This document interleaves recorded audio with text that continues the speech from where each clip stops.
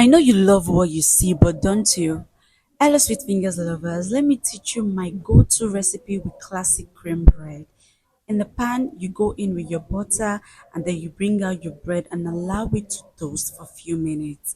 In another pot, you go in with your cabbage, your carrot, and shredded chicken.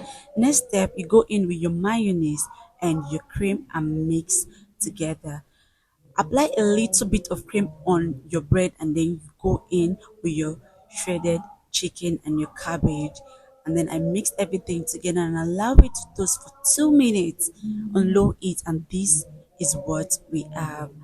For my go-to recipe snack, you get your bread and then you cut off the edges. After that, you flatten your bread and then you go in with anything you want. For me, I'm going in with carrot and shredded chicken, and then I rolled it and make sure it is properly rolled. In another pot, I go in with my oil and then I add my rolled bread to it and allow it to fry on low heat for less than 1 minute. And this is what we have. Time for us to munch this. I served my rolled bread with ketchup and I can bet you this bangs so much. And for my bread, my dear, just forget this thing sweet die. Go and get your classic cream bread. Thank you.